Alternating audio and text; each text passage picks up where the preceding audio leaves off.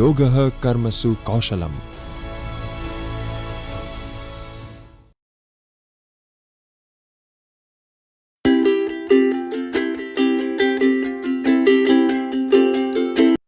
Hello, viewers. This is Dr. Harishchandrasingh, Professor at Sri Jairambai Patel Institute of Business Management, Gandhinagar. Currently, I am shouldering the responsibility as the in-charge director of the institute.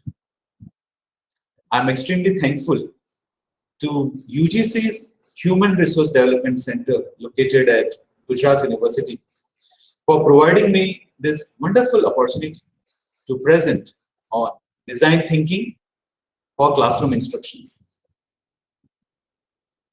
I would like to thank Professor Dr. Jagdish Joshi, who is the director of the Human Resource Development Center located at Gujarat University.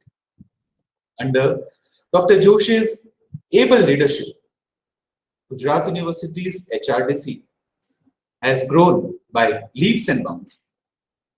Let me talk about some of the achievements of HRDC.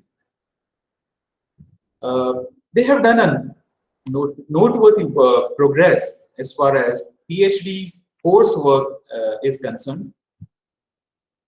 The first of its kind PhD coursework for all the registered PhD scholars of Gujarat University has been organized since year 2016.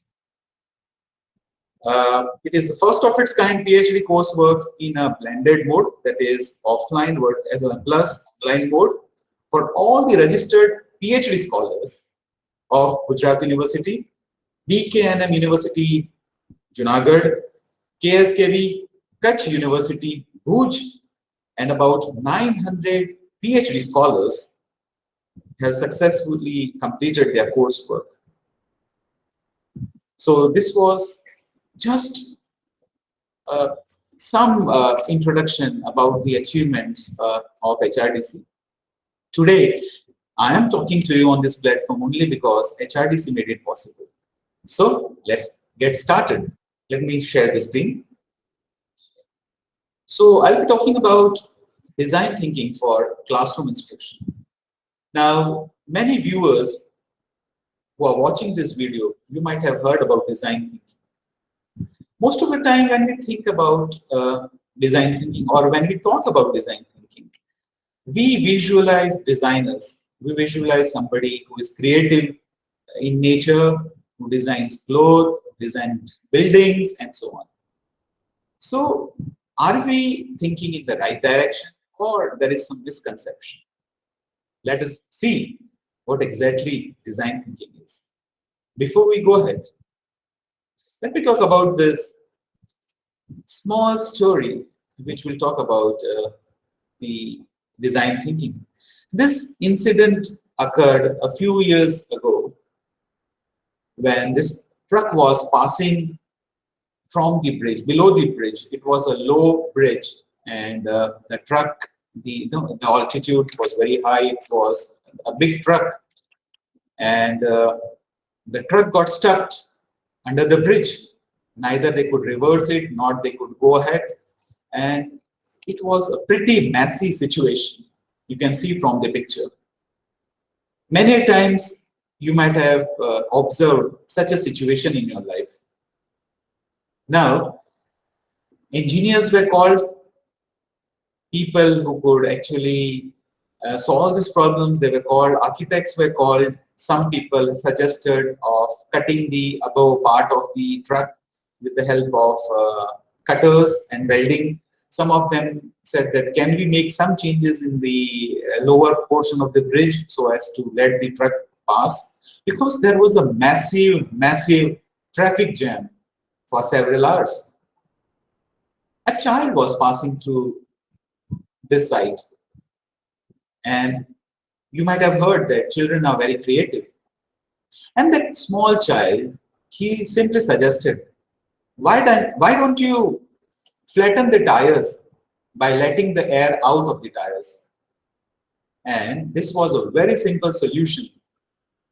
Tires were flattened, the airs were vented out, air was vented out from all the tires, The altitude came down, the truck could easily pass through the bridge, and this was the very simple solution to otherwise seemingly difficult problem for any situation. This happens in our lives, day-to-day lives. And we try to solve this with the help of very complex way of problem solving. Life is not that complex as with you. So now, let us venture into this journey of design thinking. And my session is actually targeted towards how can teachers like you all are faculty members from commerce and management background, from commerce and management domain, how can you introduce this field of design thinking in your class? Let us have one more true incident. This is about the everyday problem that you witness. If you go to primary schools located in India, there are some water coolers and water taps. But again, if you know, the height of the students varies, and the tap, the pipes which carries the cold water, the drinking potable water, they are of the similar height. So this actually is not a problem. But if you look from the empathy side, okay, if you empathize with the students who have who are short in height, or if you talk about some students who are taller, who have to bend to drink water. So this was one entry which was sent by Gandhinagar districts. One of the students studying in the primary school, Gujarati primary school of Gandhinagar district, Miss Chaya Thakur. And this entry got its place in National Innovation Foundation yearbook in 2014. And the then President of India appreciated the efforts, the solution, which was similar to the design thinking solution. And the solution is, you can see that solution on the screen right now. It was an inclined installation of water taps at schools and other public places. Very small change in the design of the pipe carrying water, and you can include people or the students with different heights who can actually go and drink water. And this entry got its place and was highly recognized. A small girl studying in class 7 named Chaya Thakur suggested this solution. And this is not a rocket science, yes, but it's definitely going to change lives of thousands and thousands of school children and millions of people who go to public places where to have that potable drinking water. And for a country like India, such a solution is extremely, extremely important. And when you commercialize the solution given by Ms. Chaya Thakur, so this is what you see now in many schools and many public places. Correct? Now let us talk about how Netflix, now we are all aware about Netflix, especially after the COVID-19 outbreak and subsequent lockdowns, OTT platforms got very popular. Netflix originally was DVD rental company. And now when cable came, who wanted to hire DVDs? So Netflix actually used design thinking. I will actually explain you what is design thinking and how they utilized it later on. But Netflix is well known to have a prediction of what you actually want to watch. Let me talk about some of the aspects of Netflix. Netflix landed on all the innovations of offering programs which customers actually want to, or the viewers actually wanted to watch. They used design thinking to empathize again and over again. You might have realized that if you watch some emotional drama on Netflix, it will automatically present few more dramas which you can watch again and over again based on the same storyline. If you watch provocative content, then Netflix will suggest you provocative content whenever you log in next time to Netflix. In 2011, Netflix created their own content. They also came with original stories. You might have gone through Netflix originals. They are also available in Hindi, because Netflix studied what customers actually want to watch. Rather than offering something which they create from their own perspective, they actually studied the viewers, how long viewers watch a particular series. And then if you talk about Orange is the New Black, Stranger Things, and many other provocative content, programs, they were well received by the audiences, and Netflix and the success of Netflix is history. So now, when we talk about all this aspect, now it's time to talk more about design thinking. Shopper Stop. Shopper Stops is a very Shopper Stop actually used the application of design thinking. It used design thinking to identify a basic problem that it was facing. What Shopper Stop, a retail chain of stores offering ready-made garments.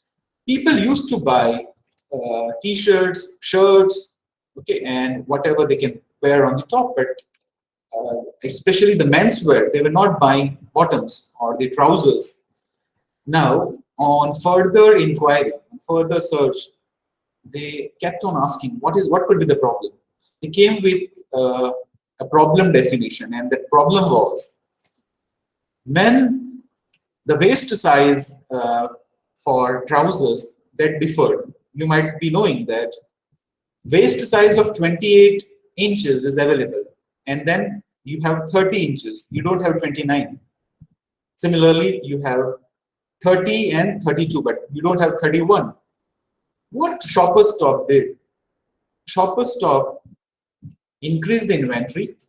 Some of the vest sizes were purposely made 31, but they labeled it with 32 or 30, and encouraged all the male customers who used to visit the store to go to the trial room, try different trousers, irrespective of what is the waist size.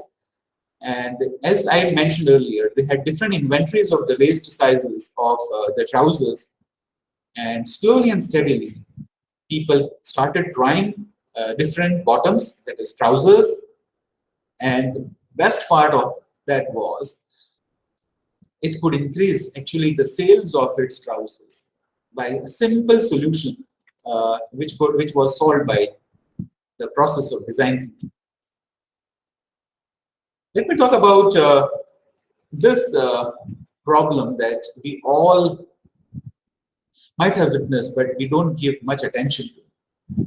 There's a firm called IDEO, I-D-E-O, spelled as I-D-E-O, which has done noteworthy work and research related to design thinking. And IDEO has given a lot of solution for hospitals.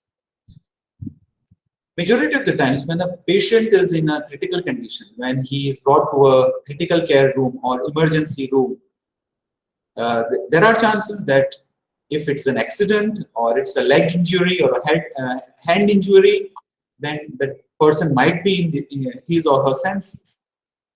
So, in short, they are not unconscious. When a patient is carried on a stretcher, most of the time you watch the ceiling of a hospital, right? You don't have time to watch the walls of the hospital, because when a patient is admitted to a hospital, he is on a bed, and majority of the time he is facing towards the top, that is the ceiling. Now, IDEO came with a suggestion that, why don't you make ceilings appealing to the patients? Because most of the time ceilings are dull, boring, in a plain color, especially cream or white.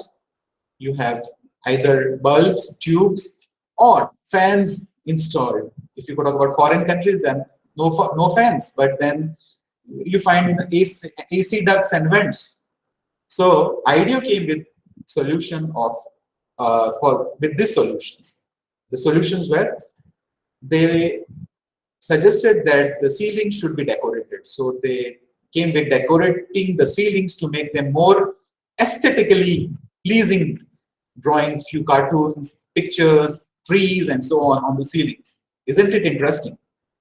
They covered one wall of each patient's room with whiteboards so visitors could write messages for the patient. Whenever they had a special room, they painted the patient's room with a whiteboard so that whenever patients, relatives, or friends used to come to visit them, they could write their messages, get well soon, or you are wonderful, and so on, so that the patient actually gets well soon. He gets healed soon from his disease. They made the floor of the patient room a different style and color than the floor in the hallways of the hospital. So whenever the patient was carried to his or her room from the the rooms where diagnosis was made, because if the patient was hospitalized for say 15 days, then whenever the patient was carried in the wheelchair or the stretcher to his or her room, it would have different floor color so that the patient would feel that he is entering into his own personal zone. All this made hospital stay, which is generally painful, to be more appealing. So this is the beauty of design thinking. So the question now arises is, what is design thinking, and why do we call it design thinking? And my viewers who are watching this video, you are from commerce and management domain. So how can it be helpful to a teacher like you, right? How could this design thinking applications, how could you bring it to the classroom? For that also, you'll have to apply design thinking. So let me talk, whenever, as I mentioned earlier also, whenever you talk about design thinking, you think that designers, it's a cup of tea of designers. Of course, design thinking has some aspect of designing, the designed way of thinking. Generally, if you think in a particular pattern, it could become your habit, and then you can implement in almost all aspects of your life. That makes design thinking applications universal. Yes, I'm very serious about that. The applications of design thinking is universal. You can apply it to management sciences, you can apply it to physics, you can apply it to chemistry, you can apply it to any field where you find that you can empathize with the people who are using it and you can apply practical solutions to them. So why do we call this problem? One thing is very clear, you understood that it is something related to problem solving, right? So now let us understand why it is called design thinking. Design thinking is an iterative process. Iteration is coming back again and over again, and then just checking it whether that particular step is being fulfilled or not. Okay, so it's more of trial and error. Design thinking is an iterative process in which we seek to understand the user, challenge assumptions, and redefine problems in an attempt to identify alternative strategies and solutions that might not be instantly apparent with our initial level of understanding. If you go back to that trucks example, the initial understanding is you'll have to cut the upper portion of the truck because it's stuck below the bridge with the help of a cutter or a welder or a welding machine. But when you talk about the practical solution was just busting the tires, the air out of the tires. So when you talk about design thinking, it gives such solutions to your everyday problems. So yes, of course, it's an iterative process. You will understand when I discuss the model of the design thinking, which is very popular across the globe. You will get an idea that how design thinking actually works. Design thinking revolves around a deep interest in developing an understanding of the people for whom we are designing the products or services. It helps us observe and develop empathy with the target user. So empathy in very simple terms is to feel what others feel. Okay, sympathy is to feel for others, but empathy means to feel what others feel. If somebody is in pain, whether you can feel the same level of pain, same amount of pain, that is known as empathy. Sympathy is just having feelings for others. Do you put your feet in the shoes of the person or the group of people who are facing problem? If you can, do you have some solution which exactly hits the bullseye? So this is what design thinking is. If you talk about the style of thinking, you have diverged and the converged way of thinking. Design can be a way of thinking. This is what Herbert Simon stated in 1969. We either create choices of how different alternatives of how a problem can be solved, or you make choices and try to focus on a particular problem. So these are two different ways of thinking.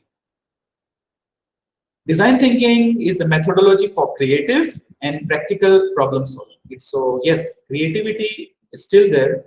So, but don't think that if I'm not creative, I cannot become a design thinker. Let me tell you very clearly, we all are design thinkers in one or another aspect. So it's a methodology for creative and practical problem solving. Mr. David Kelly was the first person to solve the problems of different people by using design thinking approach in 1991. So it's not an emerging field, it's an old field. Way back in 1991, design thinking was applied. This is one very simple solution introduced in flights, in aeroplanes, so that you get a hint that the lavatory is occupied by somebody inside. You know, the space is very limited, and it should not be creating problem to people who often uses the washroom or the wash area. So this was one of the first design solutions to the problems in the aircraft. So here's the definition of problem. How do you apply design thinking? Now, in the previous slides, we had little idea about what is design thinking. If not in detail, you now know what is design thinking. Let's just have a recap of it one more time. It revolves around the deep interest in developing and understanding of the people for whom we are designing the products and service. It helps us observe and develop empathy with the target user. So the word empathy is extremely important when we try to solve a problem with the help of design. Now let us see, how do you define problem? How do you understand that what a problem exactly is? On that particular problem, can we actually apply design thinking? Can we come out with solutions which are practical in nature? So generally we ask these questions given on the right hand side in order to get an idea that does the problem or is the problem something on which you can apply design thinking. So the first question that we ask is it focused on the human values? Is the problem focused on the human values? It could be related to poverty reduction. It could be related to enhancement or upliftment of the lifestyle. It could be giving a better lifestyle or livelihood to destitutes and poor people, and so on. Does the problem has high level of uncertainty? Sometimes the problem is so uncertain. The problem that we are facing or we are trying to solve is so uncertain that we don't even know what could be the solution. Let us say controlling type 1 diabetes. We don't know whether we'll be able to control it fully, but yes, we need to give treatment, we need to take medication. So is the situation of COVID-19. We still are unaware. This is 2021. We still are not fully aware about that whether we'll be able to completely eradicate can we, eradicate COVID-19 and this pandemic from the world. We are trying to solve it via different measures, but we are not able to eradicate it fully. So such a problem is a problem on which you can apply design thinking. The problem, is it wicked in nature? Wicked problem. So what is a wicked problem? I'll explain this in the next slide. And when you don't have much data, yes, if you don't have much data, if you don't have more data which could support your problem definition, under such circumstances also you can apply design thinking. For example, in the beginning we saw that there was a water tap, the pipe which was carrying water for the school children, and that was not a problem. That there was no statistics related to that, how many people are facing this problem. But then, without actually collecting data or problems or statistics related to that, you can still apply design thinking. So that is the beauty of design thinking. Now, let us concentrate on the third point mentioned here, that how do you know that it's a wicked problem?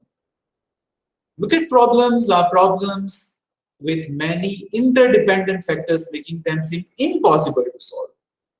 The best example is poverty reduction in India or population control. There are so many interlinked problems, and factors which makes population control or poverty control very difficult in a country like India. If you talk about population growth, or there are various factors affecting the birth of a child. There are some religious reasons. Some people give they always are they always plan a male child over female child, just because of that they have multiple number of children till they get a male child. So there are religious reasons. There are some reasons related to who would be the male hire, who will be looking after my property, massive property that I'm having. So I should have a child who could be. Then I should have a companion for my child, and so on. So there are various factors. There are some religious reasons. There are particular religions where family planning measures are not allowed. The religious texts mention that. So under these circumstances, these problems cannot be controlled, right? So these are some wicked problems. Wicked problems are problems with many interdependent factors, making them seeming impossible to solve at first instance. It's not that you cannot solve them. Because the factors are often incomplete and difficult to define, you can't define those factors sometimes. Solving wicked problems requires a deep understanding of the stakeholders who are involved and an innovative approach provided by design. So first you need to understand what stakeholders think about. If you are aware about a fact that when computers were introduced in India, especially in the government offices, government clerks and people who were on the verge of retirement, they were adamant and they did not want to learn computers during that span of time. And they were against computers, that no, it is not my cup of tea, I don't want to learn computers. But now you see the situation. Now almost all government offices and the people now they are trained. If they even deny, they are asked. Special training programs are being arranged for government officers and administrative staff so that they can learn computers, because computers, you cannot imagine administrative work and the smooth functioning of day-to-day routine aspects without the help of a computer, right? So at first instance it seemed impossible, but then applying and going deeply and understanding what problems the stakeholders face, you can apply to them. Here I would like to quote one example of nurses who could pacify or a patient. But generally, if you are in a pain and if somebody holds your hand and or if they pat on your shoulder, then everything will be all right. Sab theek ho jayega. You feel very nice. But generally what happens, this nursing staff and paramedics, when they are treating the patients, and if the patients are in deep pain, uh, these nurses, they are holding apparatus and instruments, medical instruments with both their hands. So generally they cannot give relief to the patient by touching them. So IDEO, as I mentioned, there's a firm called IDEO. They developed and designed many medical instruments which you can hold it with only one hand, so that you can use your another hand. Okay, the paramedics and the nursing staff, they can use another hand to just pat the back of the patient, hold their hand and pacify them and make them feel very comfortable. So here, that simple solution of design thinking was deployed. So these are a few examples of wicked problem in today's society. They are education design. Yes, our teaching pedagogy, syllabus, the way sessions are delivered in the classroom, and generally when it is online, it is very difficult to have students' engagement. So these are ongoing problems, these are wicked problems, and it requires immediate attention. So these are a list of problems, wicked problems, on which you can apply various practical aspects, solutions via design thinking. So you have financial crisis. Financial crisis is an outcome of mismanagement of finance. So financial crisis either occur because of mismanagement of funds, or you actually don't have an alternate sources. So there are series of factors affecting financial crisis. Healthcare, diseases are increasing, lifestyle diseases are increasing, health, obesity is increasing, then hunger, income disparity. You have a great, the Gini coefficient in India indicates there's a great disparity between extremely affluent people and poor people. So income inequality is one of the wicked problem. Obesity, poverty in India, terrorism, which most of the Asian countries are facing. Why not Asian countries? Why just Asian countries? Even Western countries, they are facing terrorism and sustainability. We always talk about sustainable development, sustainable growth. But do we have something like sustainability, or it is time bounded, short time? So if you generally deal deeply into these wicked problems, there are a series of different solutions, and design thinking with the help of empathy will give solutions to this. So wicked problems could be, they're surrounded by this few phrases. Let's go for these phrases one by one. No clear definition of wicked problems. No stopping rule. Wicked problems, they are reoccurring. Solutions are not right or wrong, but sometimes better or worse. Okay, you cannot 100% control poverty, but yes, of course, you can control it to some extent. No immediate or ultimate test for a solution. For example, you try to control terrorism, and you make security foolproof. But how do you check it until there is a terrorist attack? One-shot solutions have consequences. No final end to the solution. The problems are recurring and unique. Every problem is a symptom of another problem itself. For example, you try to control the Delta variant, then you have another variant.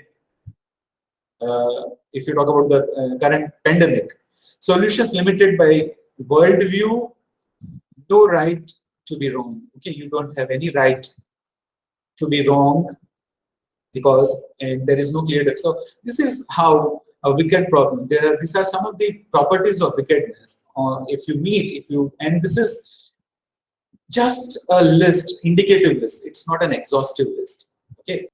So viewers, here's an example of how Parker pen. We all know Parker pen. Generally, we all like to show that arrow mark of the Parker pen while it's lying in your upper pocket. And Parker pen is known for its luxury. It's a luxurious writing instrument. But had Parker pen only targeted that it's a luxurious writing instrument, it would have never been that successful. So that was a time when Parker was not performing well, and then the team sat together and then they thought that for what reason people are purchasing Parker pen for, and design thinking gave an indication that people generally use Parker pens for gifting purpose. So rather than, because this is a digital era and you don't require so much of writing with your hand, you have all data which is in digital in nature. You use laptop or maybe you use your mobile phone. Parker became a gifting instrument. So rather than focusing on writing instrument, they focused on whether you can promote Parker as a gifting instrument, and yes, and rest is the history. You all, as professors or teachers, might have received a Parker pen as a gift by your students, either by your students or your colleagues, or maybe from some other organizations. So that is the best example. Rather than beating about the bush and crying over your problems, which are sometimes very difficult to solve, you can think about different avenues, and Parker is the best example for it. I would also like to mention here the empathy which was used while creating this campaign, while designing this app for children who are suffering from type 1 diabetes. You know, type 1 diabetes is generally prevalent right from the birth, and children are constantly on insulin injections. Now, let's have just a look at the website of Jerry the Bear, specially designed for such children who will have a companion, a friend called Jerry, who is also suffering from type 1 diabetes. So a child who is actually diabetic will never feel that he doesn't have anybody, because generally children who are around that child suffering from diabetes might be normal children. So Jerry would act as a companion, as a friend, as a pal who supports this such child, because Jerry himself is diabetic. So the website, let's go to the website and see more about it.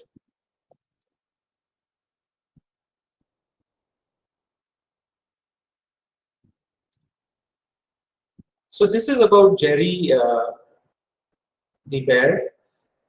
It is mentioned here as a comforting companion for children with type 1 diabetes. Okay, so Jerry the bear makes learning fun.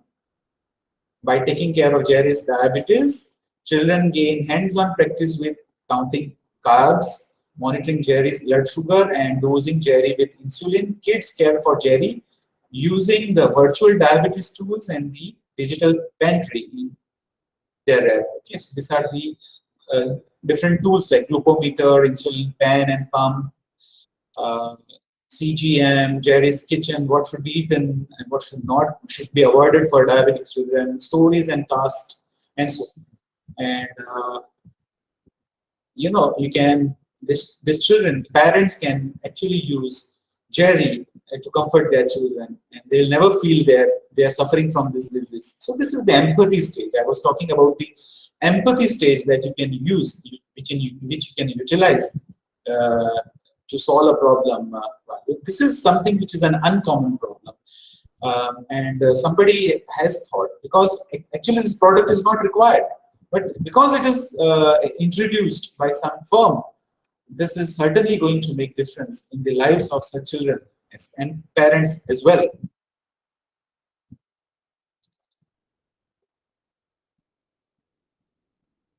So let me go back to the one slide.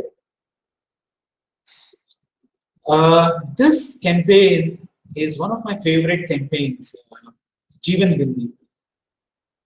We know that in India, many villagers, people in the rural area, they are iodine deficient. So this bindi, this life dot which you see, is soaked in iodine solution, and it provides iodine via your skin while you are still wearing the bindi. Now, women otherwise will never never take iodine if they are asked to take iodine via salt or any other iodine supplements.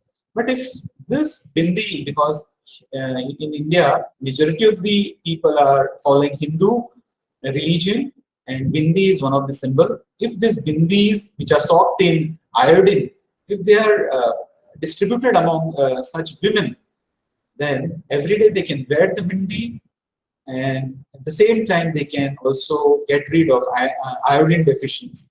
So this was a very well received campaign, and it is talked about, and this campaign has been well received, and it's been talked about by people in and around. So rather than my talking more about this, let's see how this campaign worked. So let's see the video of Jeevan Bindi. Millions of women across rural India suffer from breast cancer, fibrocystic breast disease, and complications during pregnancy. Most of these cases are linked to an iodine deficiency. Supplements in the form of pills are available, but affordability is an issue. So, how do you make them get the required dosage of iodine? Almost every Indian woman wears a bindi, a traditional symbol of beauty. But what if these tiny little dots could do more? What if they could save lives? Introducing the life-saving dot, Jeevan Bindi. An idea that transformed bindis into iodine patches. Every woman requires between 150 to 220 micrograms of iodine daily. During the course of the day, these bindis dispensed that amount to the wearer.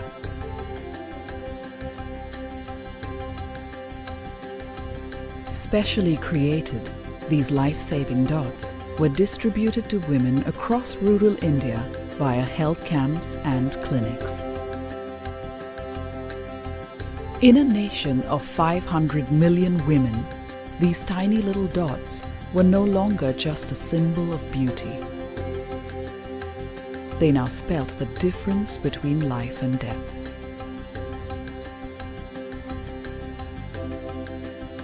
The life-saving dot, Jeevan Bindi.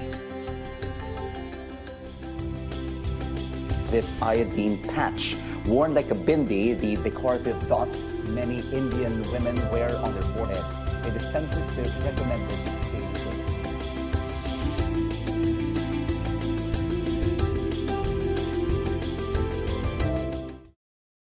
So let me go ahead and talk about another design thinking which was applied to help desk.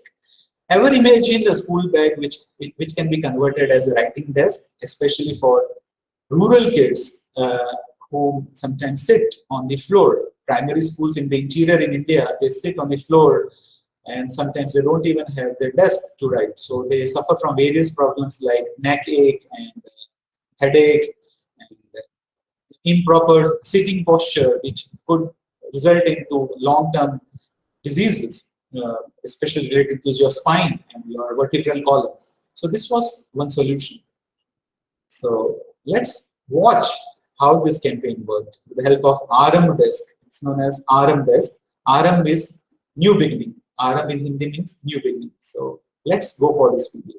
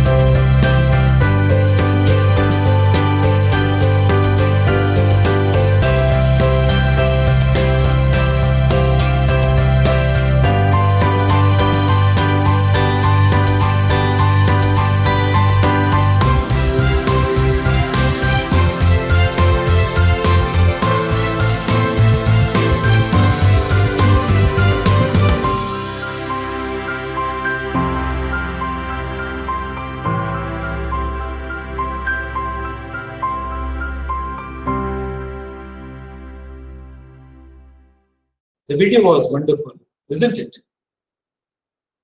Now, let me talk about Stanford's design school design thinking process. And if you go through these processes, you will get more idea about how can you actually apply design thinking. So it starts with empathize stage, then you define, ideate, create a prototype, and then test that particular prototype. Let us begin with empathize stage. Empathize stage is, as I mentioned, the first step of design thinking is to put your feet in the shoes of the stakeholders or the people or a group of people or an organization who are facing problems. So you learn more about the problems faced by them with the help of interviews. You go for shadowing. Shadowing is a technique in which you observe them, you go along with them and just observe them without asking them anything. Shadowing can be applied for in the rural areas for the lifestyle, the daily routine, right from 5 a.m. in the morning till they sleep. What does a typical farmer do? So you can go along with the farmer, observe them, go along with them to the fertilizer shop and find out how do they deal with the fertilizer, which fertilizers they select, which pesticides they select, and so on. So you can apply shadowing to collect data related to the empathize stage. Then you seek to understand, is there any problem? Try to define the wicked problem. And here you need to be non-judgmental, because if you become judgmental, you might not get the exact problem definitions. Okay, then this next step is define stage. You define various the problem with the help of their role objectives, decisions, challenges they are facing, the main pain points which the stakeholders are facing. You also need to understand their persona, the way these people you are dealing with. For example, there are chances that they are facing language problem, and then you come out with a prototype of an app which is totally in English, or maybe it is not in their regional language. So maybe even after understanding or defining the problem, even after empathizing with them, you might not come out with a practical solution. Here, let me make it very clear that we all are mutual fund. You might be investing in mutual funds.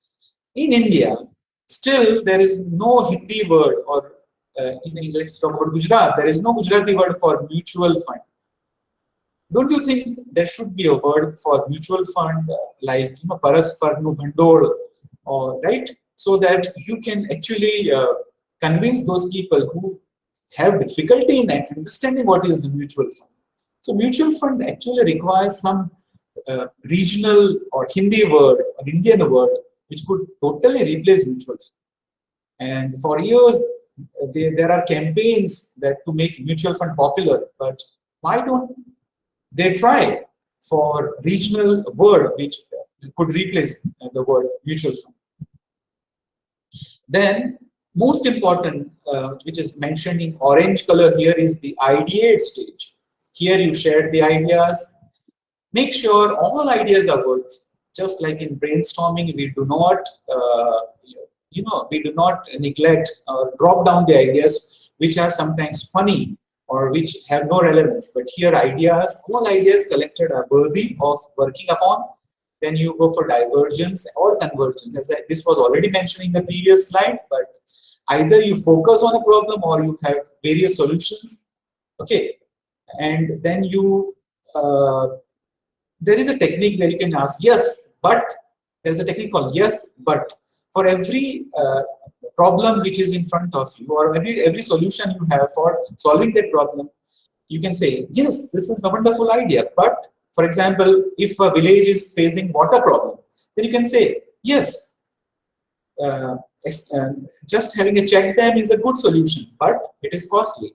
Yes, it is good to establish an overhead water tank and fill it up once in a week, but the water source is very far, and so on. So you can apply yes, but in the design thinking phase to get more ideas. Then you go for prototyping. Prototype can be an actual solution Most of the prototypes could be app, mobile app, or a website, or could be an instrument. Then you can have mock-ups, storyboards. Storyboards are phrase to phrase or frame to frame solution of what exactly the solution would look like. So you can come out with a storyboard.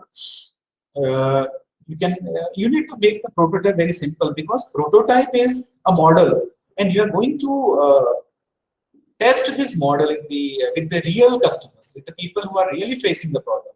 And on getting feedback on this prototype, you are going to commercialize and make it possible for those people. So you should have an ability to fail very fast. If the prototype fails, it is good, because at the later stage it is very difficult to begin afresh. So prototype is a must. You did not spend a lot of money on prototype. You can have a prototype with the help of just a piece of paper or a cardboard. You can have prototype with simple toys, or you can make a cardboard prototype on a chart, and so on. So prototype is a must before you go ahead, and then finally you test it. You test it to understand the impediments or hindrances which you have while implementing or giving a practical solutions to the people who are facing the problem. What works and what does not work. Role plays, you can go for role plays with the real users and iterate. Then you go for iteration. Iteration is again going back to emphasizing, defining, editing, prototyping, testing, and trial and error. And finally, you come to some solution to solve it. Now, as I mentioned, we are going to focus on how can you apply design thinking in your classroom as a commerce and management teacher. How can you apply design thinking? There are various ways of applying that. Now, ideate phase is very important in the design thinking process. So what is ideation? Ideation is a creative process where designers generate ideas in sessions. Sessions could be on brainstorming, and worst possible idea are also worked upon so that you get practical solutions to the problems. Remember, ideate process is brainstorming, but before that, you need to empathize. So you might ask that it is not different from the brainstorming activity that we are doing. Yes, brainstorming could be a part of design thinking. It's an approach. Participants gather with open minds to produce as many ideas as they can to address a problem statement in a facilitated, judgment-free environment. You need not judge. There could be gender barriers. For example, if in a brainstorming session, during the brainstorming session, there is a female and rest of them are male.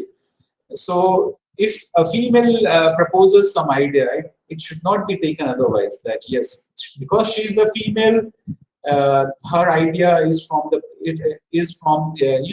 it's gender specific, and because she is a female, she has some limitation to think. No, such judgment should not be done. Or age does not indicate maturity. If a person is 60 years of age and the idea might not be that acceptable, okay, so age might not indicate that yes, that he is a learned person or the ideas could be good.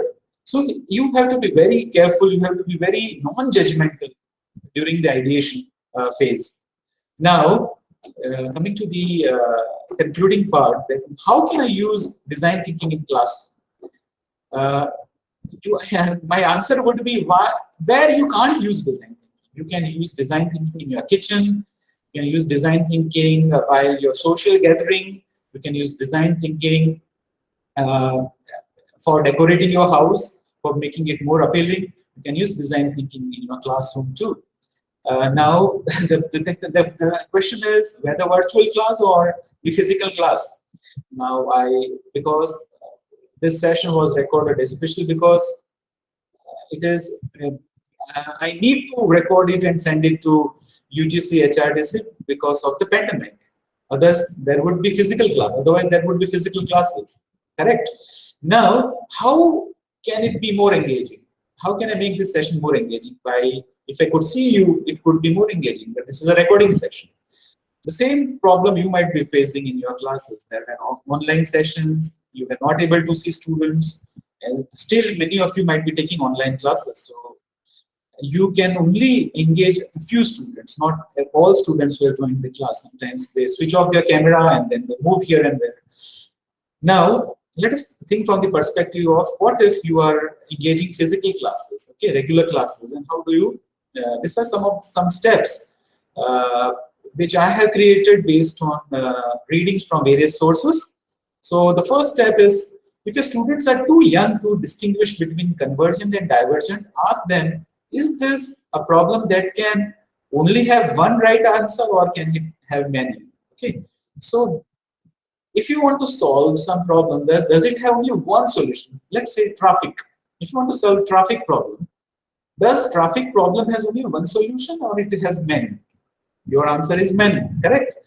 If you want to bring more grades, if you want to make your class, and if you want to make an individual perform very well in an exercise, is it convergent or divergent? So that answer should be there. So you need to design some exercises in the class which apart from your syllabus.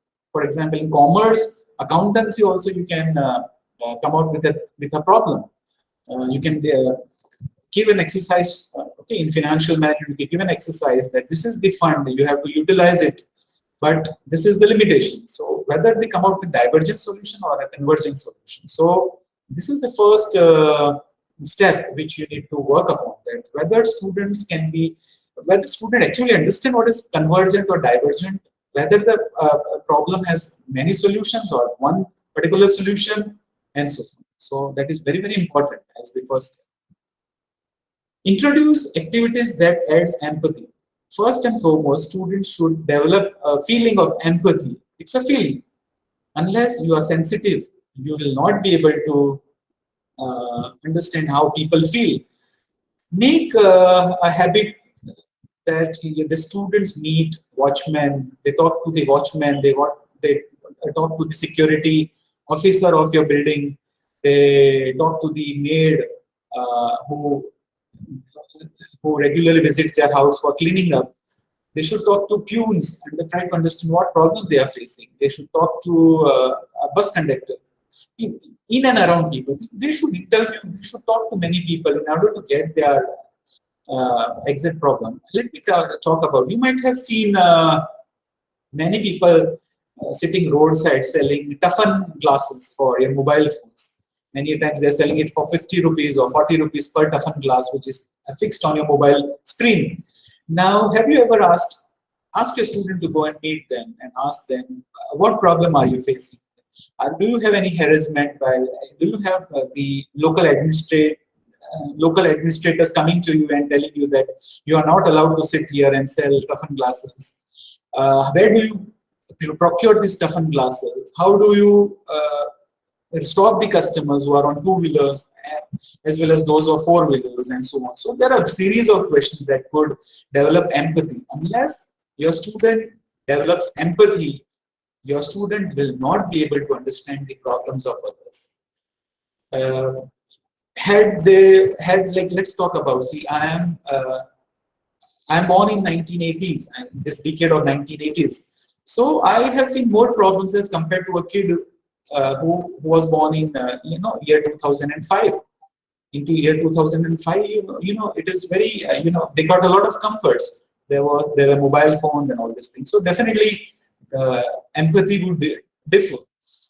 When you talk about rural India, the rural villages of the villages located in Gujarat are quite prosperous and with all amenities, pakka roads and all these things. When you give rural examples, tell your students to visualize villages located in the interiors of Tamil Nadu, Telangana, or near Leh Ladakh, where there is hardship, where there is minimum facility, so that they can empathize with the problems that they might be facing. So creating empathy, you should give exercises which could create empathy that you have to do. You have to be creative in giving such exercises. Of course, when you search the search engine Google, you will get a lot of exercises, but if you develop it, that will be your own copyright. This is my discovery, and this is what I propose. Make a 3 idiots trio of students and brainstorm every day. What could be good, bad, and ugly of every, every day make a presentation. It will hardly take 5 minutes. Ask students to come out with good, bad, and ugly. Okay, 3 idiots ki tarah. Good, bad, and ugly of a particular problem. For example, let's say air conditioner is good for a classroom or not.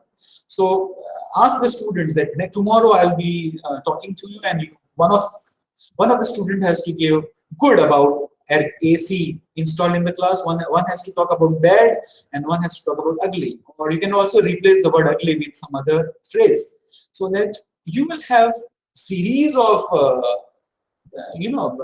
solutions for or a series of factors revolving around a problem that you give to the students. And that could be done in every field. So if you're teaching branding, you can ask like the new logo of a particular, say let's say there is a new merger, or a new company is being formed, or a new logo is being developed by a firm. So you can ask that, what is the good, bad, and ugly of this new logo? Let them think, let them search, and let them come and present in the class. So this can be done. And this is how, because see, design thinking is a wholesome process. It's a very long process, and it's iteration process. So you need to break it into various pieces in order to understand it properly. Design created by students should not end up in dustbin. I always used to give smileys to the students. So this is one of the creation of my student only. He came with a series of such smileys. Just this is a broomstick, and he came with this smiley, and now every time when I go for an online session, I use this smiley. So now it could have gone in a dustbin. Rather than throwing it in a dustbin, I'm using it for everyday session, especially when it is online session. The same thing, no matter how bad the design is, give some recognition to your student. Place it on your notice board. Give some recognition. Find out what is good in that. If you give some picture, what if the colors are beautiful? Say that these colors are magnificent. I love the colors. And any idea is not a bad idea. The idea might seem very, very bad, but there should be some mechanism. There should be some file which, when you shuffle after a few years, you say, no, it's a wonderful idea that my students proposed in the class. So never let ideas created or suggestions given by your students end up in a dustbin. Otherwise, your students will get discouraged. Don't discourage them, especially when you are teaching younger kids during graduation. Invite a lot of ideas. Then only you can create a design thinking atmosphere in the class. Find out 10 versions of the same questions, like Ravan's 10 heads. Okay, for example, let us say I am troubled because of rats in my house. How can I get rid of rats? Okay. Choohe bahut pareshan karte hain. What can I do? So I will. Is there any tablet which I can place so that the rat eats the tablet and does not die in the house but goes out in the house and die? Can I not kill the rat but still keep the rat away from the house?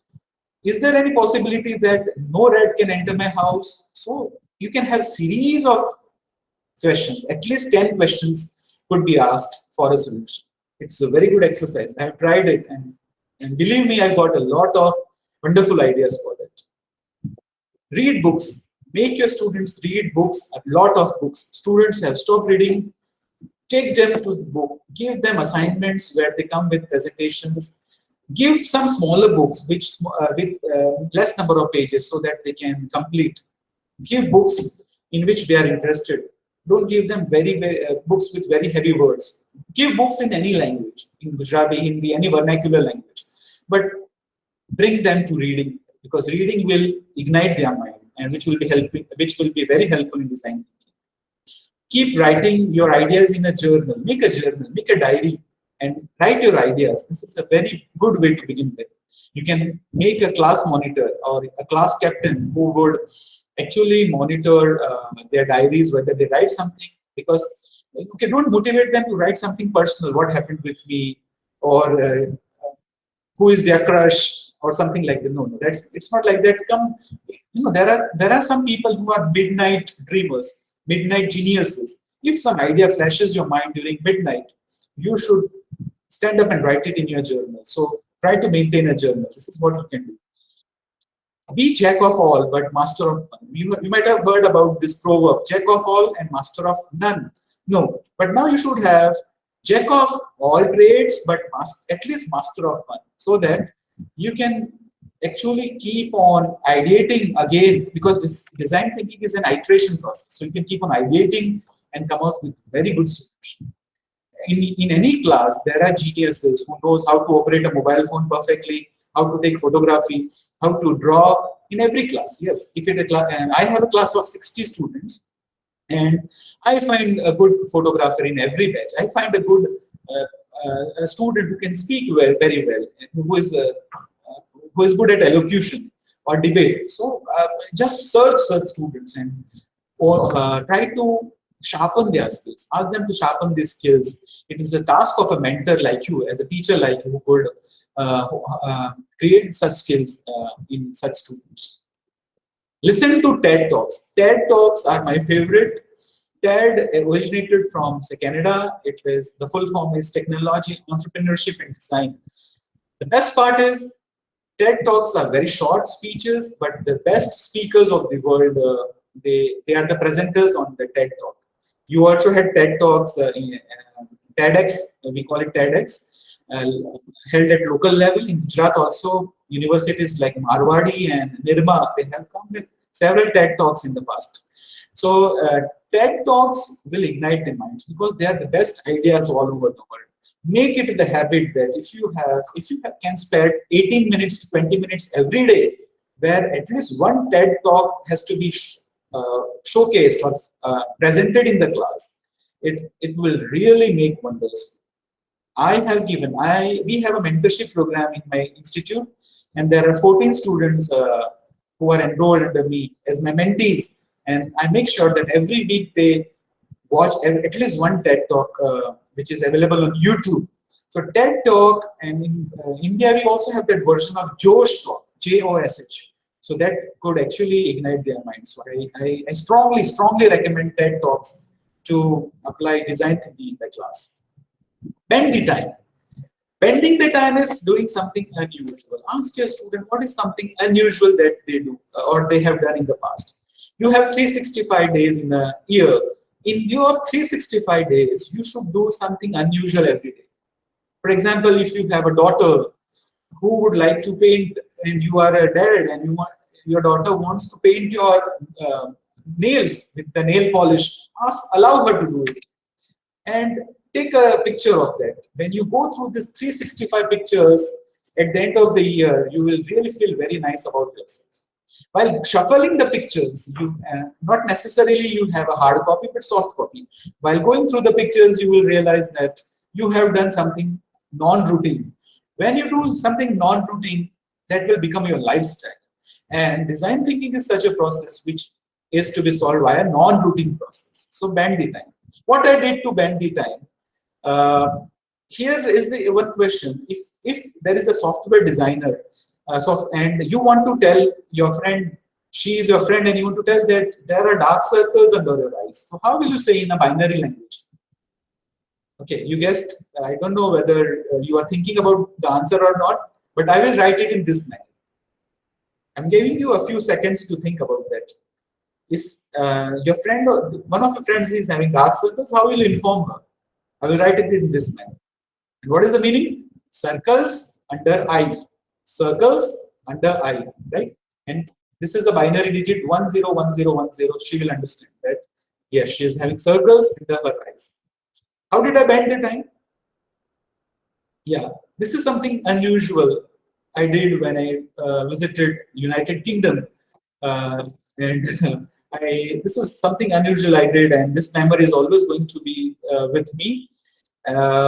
I consider myself to be a design thinker, and I want all people from my fraternity, commerce and management fraternity, to become design thinkers as well, so that you can change the lives of thousands of people around you, and if not thousands of people, at least you can change the lives of your students. Make your learning, teaching fun.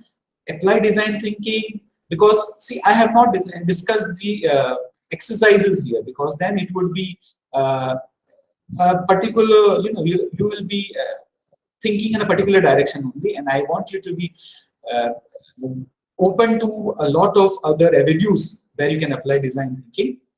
And this is what I would like to conclude with. When the why is clear, how becomes easy. When you know why you want to do something, how to do that thing, that becomes very easy. So with that, this is Dr. Harishchandrasingh Rathod signing off. Thank you so much for patiently listening to me. And at the end, I again thank UGC HRDC and Dr. Jagdish Joshi for giving me this wonderful opportunity. Namaskar.